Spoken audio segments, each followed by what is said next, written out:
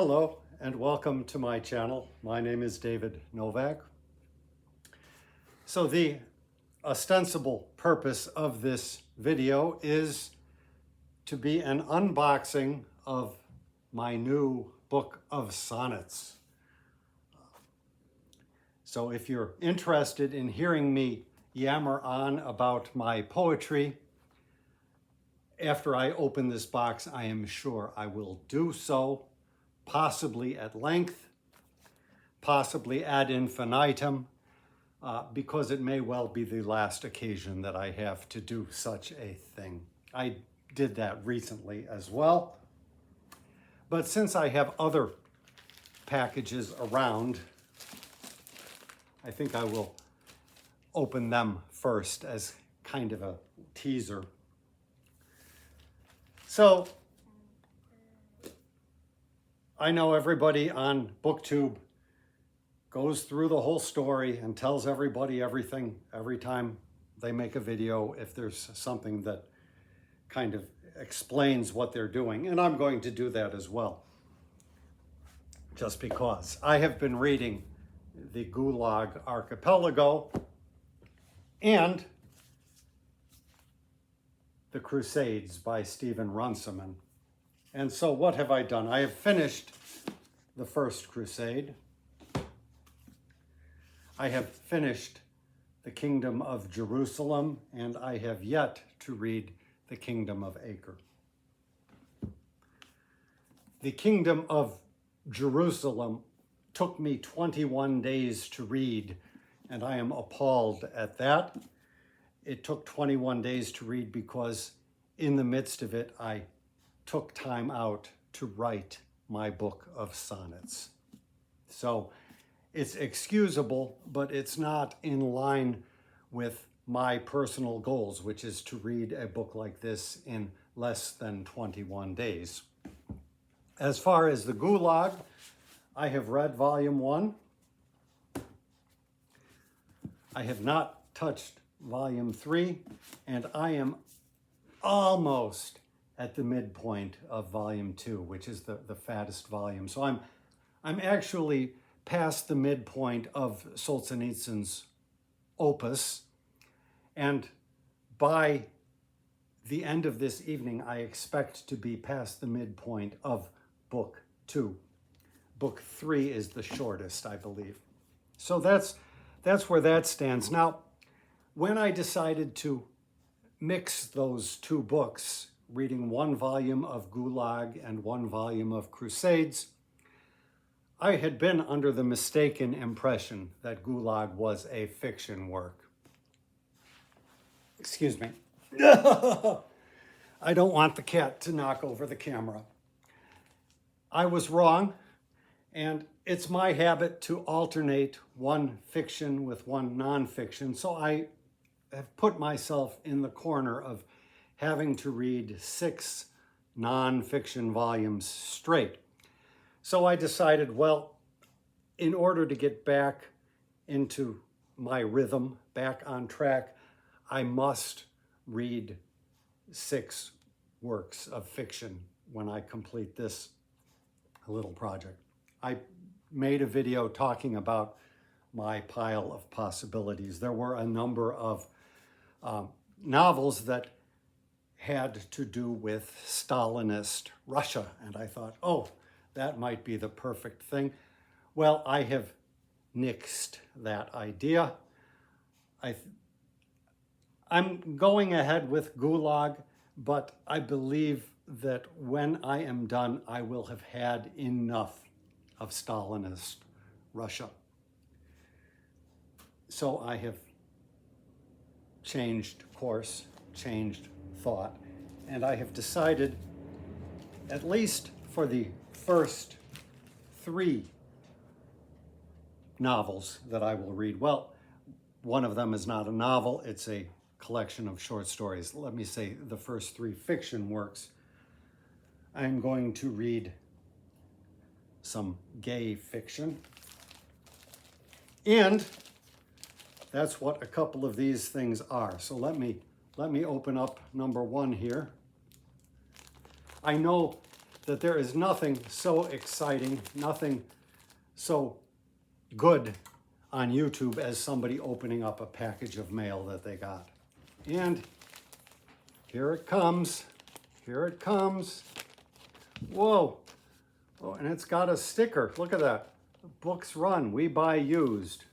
And here's the title, Notes of a Crocodile.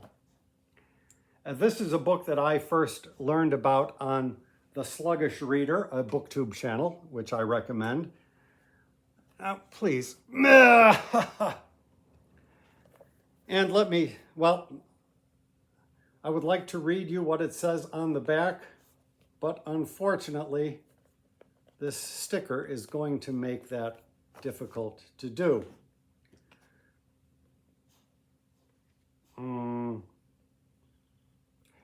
At any rate, this is written by a lesbian author.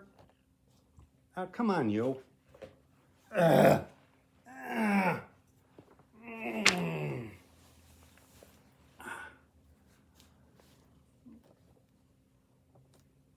And Sluggish Reader has said that it is set in post-martial law Taipei or Taiwan. I will be very curious.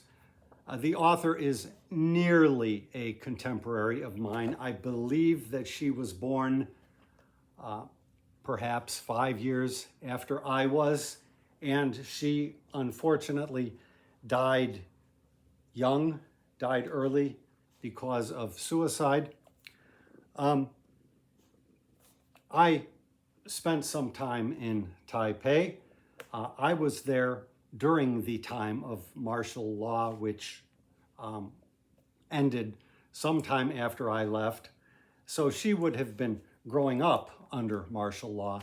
And at that time, I don't believe homosexuality was much of a thing in Taiwan. I remember whilst I was there, there was a news story that got some press. An old white guy, probably about as old as I am now, and a Chinese guy, younger than the old white guy, had committed suicide. I believe they put bags on their heads and they took some kind of drugs. And they apparently were in some kind of a relationship, and it was frowned upon in the Taiwan of that era. And people talked about that news story. So I am very excited at the thought of revisiting Taipei. I haven't read anything by an author from Taiwan. So that, I think, will be the first one. Now the second book coming up. Let me cut it open on camera just to make it real exciting.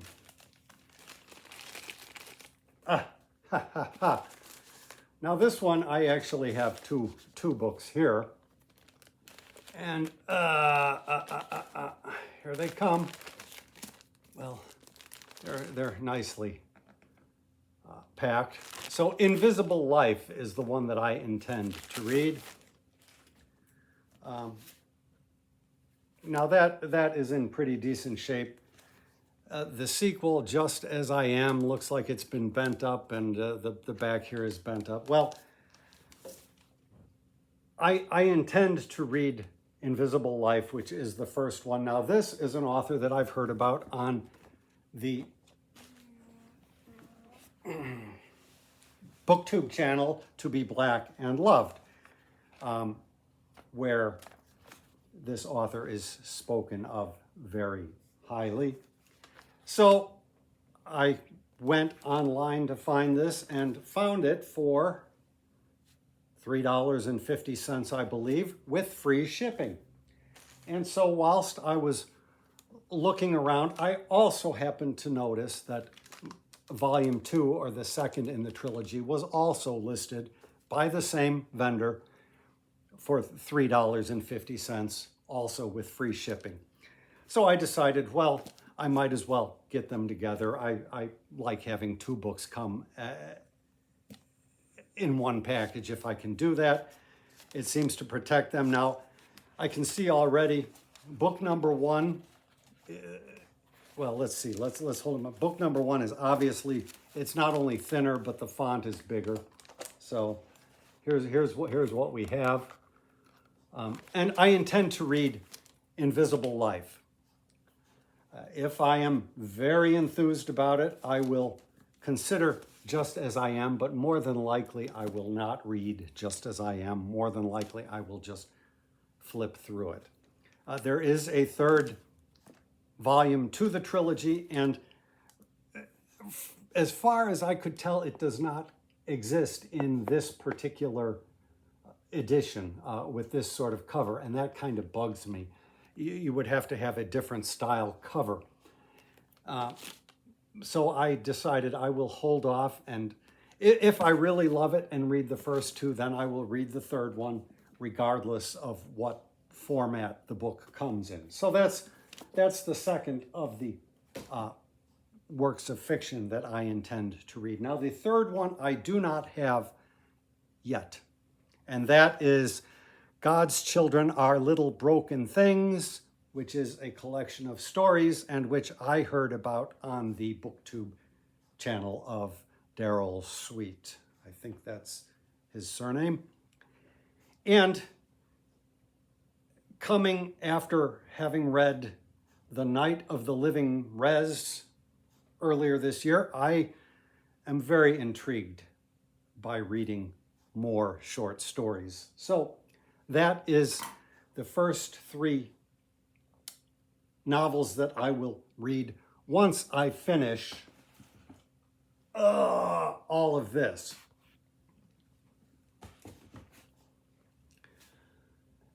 And then after that, I will leave that open, but I am thinking of embarking on the journey to the West.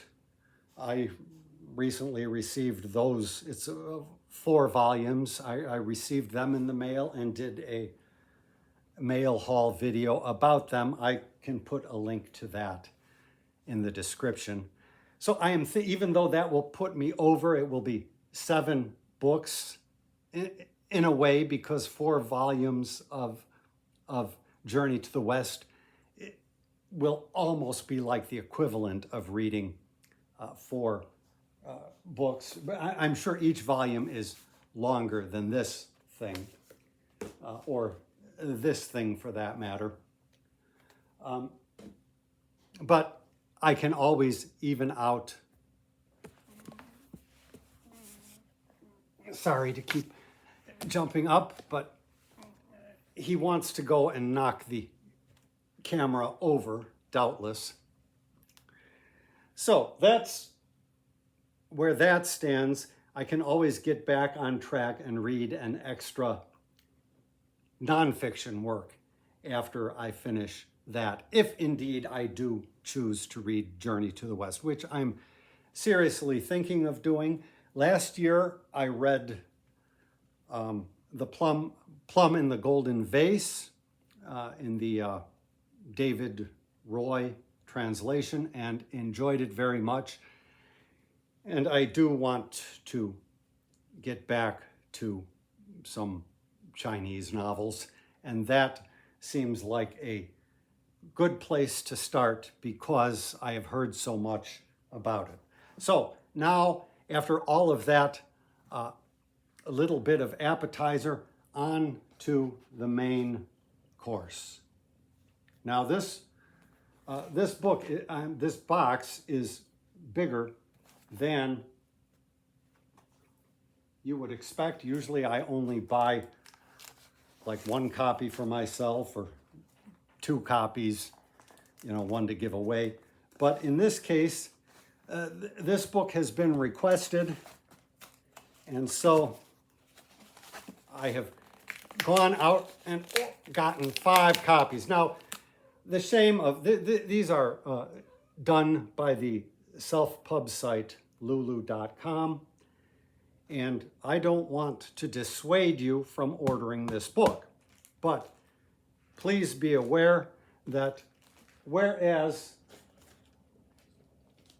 this vendor can send this book charging me $3.50 and have free shipping on top of that, Lulu demands $10 shipping. So you know that they are basically gouging the self-pub author. That's the way it is. So I will live with that. With one of the recent books that I got from Lulu, I made the mistake of having them send a copy directly to a friend, and of course that gave me a whole second $10 shipping charge. So this time I decided, well, I will get them and I will just ship them myself. So here's what the box is looking like. Sonnets, second series. And let me just do a quick look through. They all seem okay, which is good. Yeah, I think I'm okay with this. This book, as far as putting books together at lulu.com, came together quicker than any other book I've done, using their cover manager and uploading everything.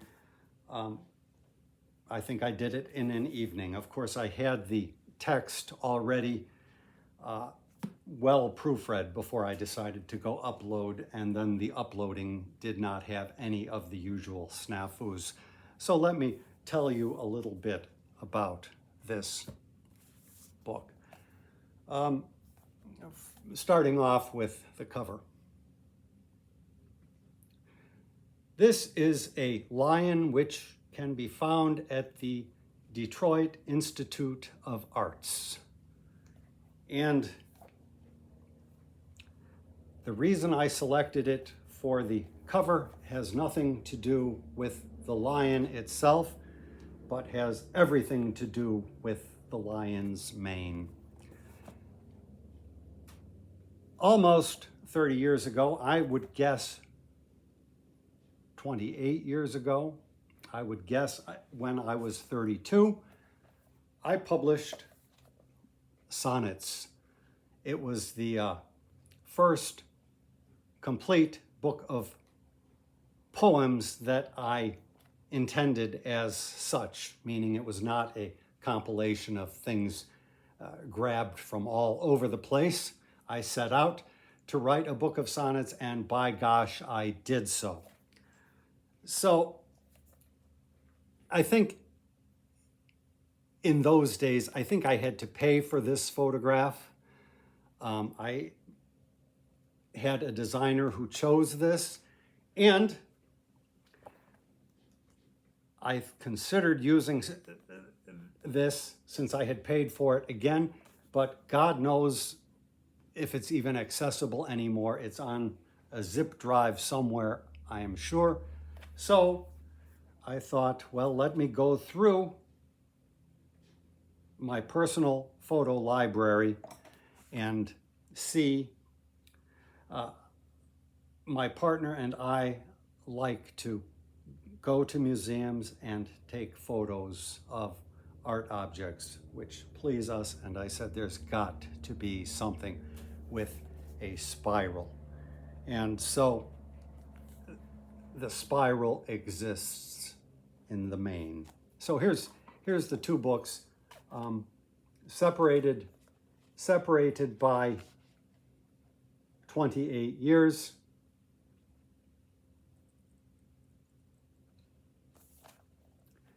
And although it doesn't look like it, actually the new book, the second series, is just a tad longer than the first book.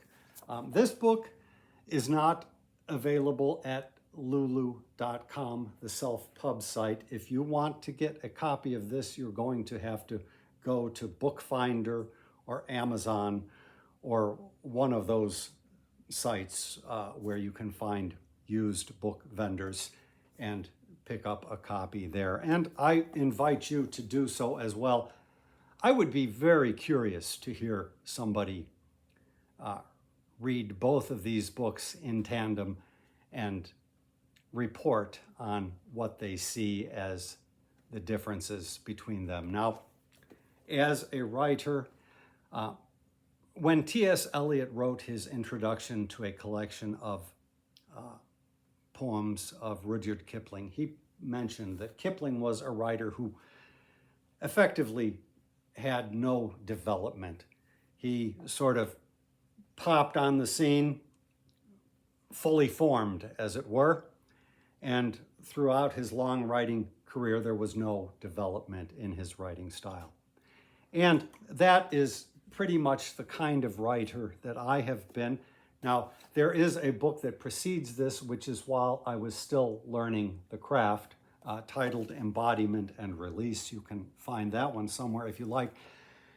And that one consists in the main part of all of my tentative efforts while I was trying to figure out what the heck I was doing. Then at some point, I wrote a poem in which I achieved my mature style. And then I wrote another one and then a few more. And they are in that other book, Embodiment and Release. But my style has not changed at all then in the subsequent 28 years or whatever it has been. So in that sense, there won't be any difference. The first Sonnets was criticized because a lot of the poems used the wrong pronouns, thee and thou, not only referring to God, but referring to the love interest du jour, if you will, the love interest of the particular poem, perhaps. So it's a bit of an archaic style, and that will not sit well with some people and does not sit well with some people. Over the years, during my writing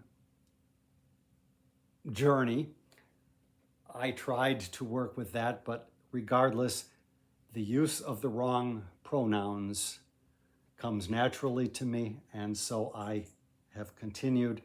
And so even in this book, you will find some these and thous, and that's the way it is.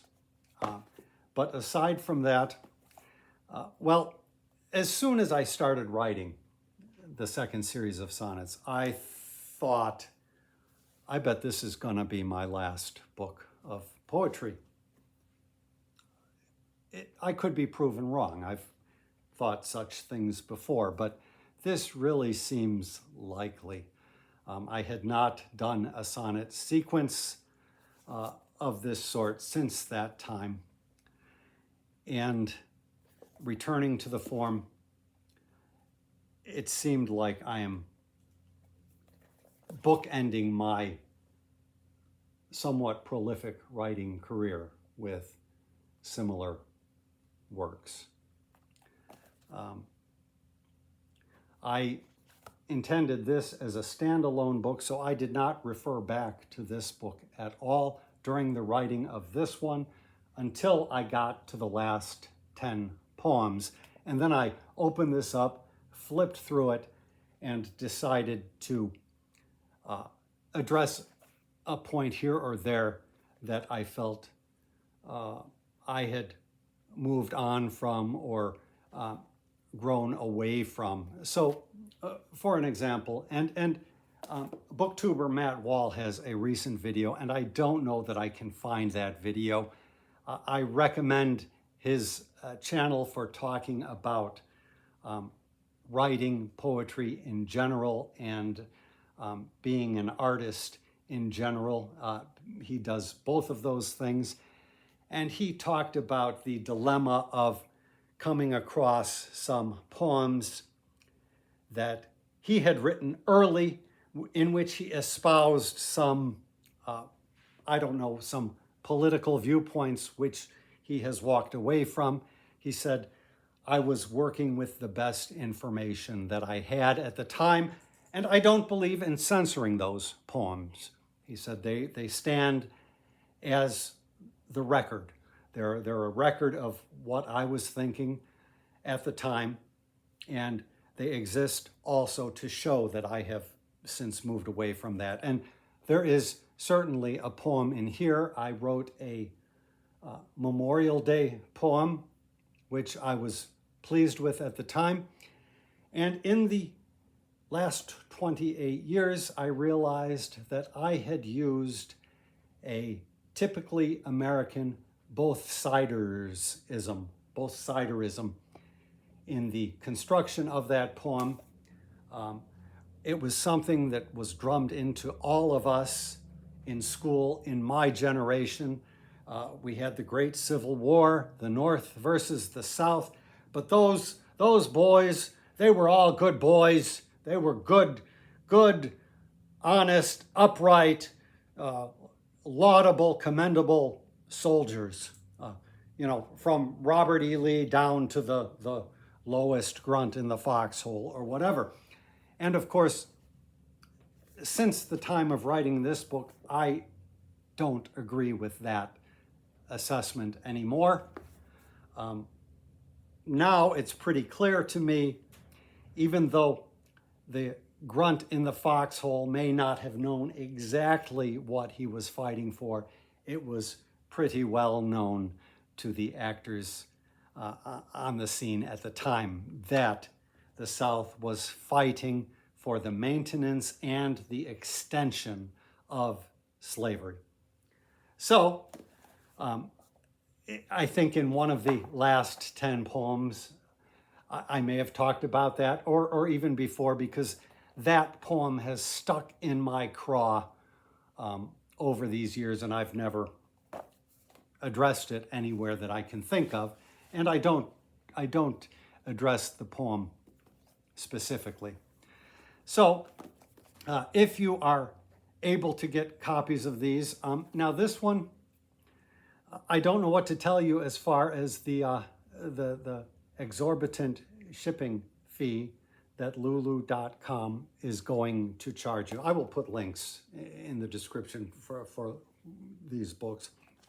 I can tell you that if you order other of my books, the more books you order, the more cost effective the shipping charge becomes. And that said, if you think it's worthwhile, I would suggest you consider doing it simply because, not whilst I was writing the book, but in the last, say, 4 days, the news came down that we can expect possibly as early as within 2 years the Gulf Stream to collapse. Once that Gulf Stream collapses, we don't know what's going to happen. Odds are, for many of us, it's not going to be very good. Now, it's not to say just because scientists believe it could happen in 2 years, that's not to say it will. It might happen in 10 years. But given this catastrophe looming over our heads, I would say don't be so tight-fisted with that cash if the book sounds interesting to you. As I said, I would encourage you to get both of them. Generally speaking, when you are a writer of poetry, you never get any feedback from anybody that is usable in any kind of way. But one is always hopeful. Years ago, there was a guy in town, and he met a friend of mine and asked this friend, "Have you ever heard of David Novak?" And of course, my friend had heard of me, and he turned out to be a reader of some of my books, a fan of Sonnets in particular, and he was very much into numerology. And I was very honored to meet him and meet a fan. It does not happen often that you meet fans. And it was a great ego boost and so forth, but I did not really get any useful information about the poems from him, although he did particularly like the ones in this book. That is the story behind Sonnets. I'm trying to think if there's anything else that I need to tell you about the book of poems, and I don't really think there is. As I say, as soon as I started writing it, it seemed likely to me that that would be my last book of poems. And it has caused me to reflect a little bit on the whole tenure of my experience as a writer of poetry or a practicing poet. And I realize that I am in the enviable and somewhat unusual position of seeing the trajectory wrap itself up. I think all too often the careers of poets are aborted or cut short early for one reason or another.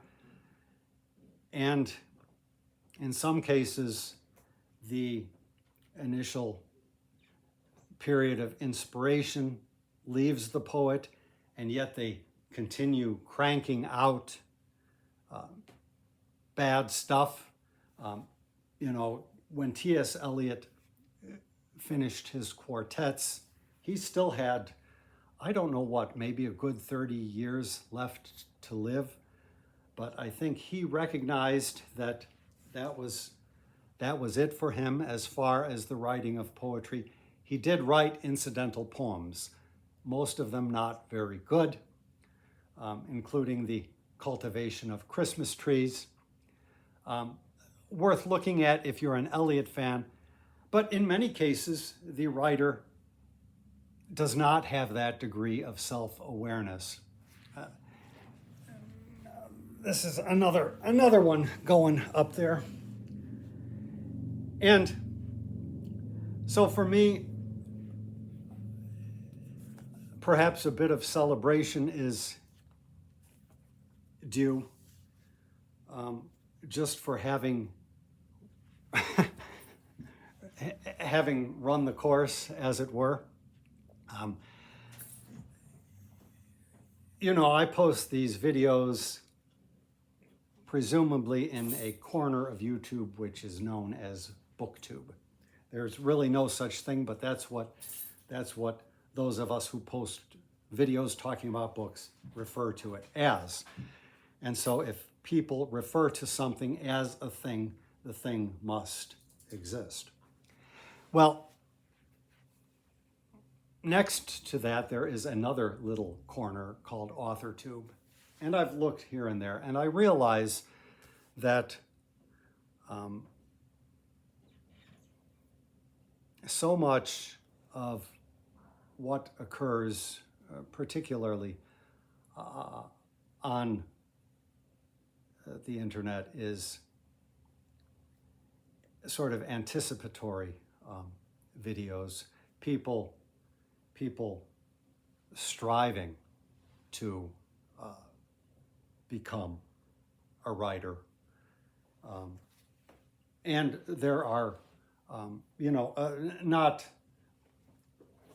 only self-pub houses like lulu.com and CreateSpace, but there are all kinds of people trying to capitalize on the individual would-be author's desire to improve and learn his or her craft. It's sort of a cottage industry. And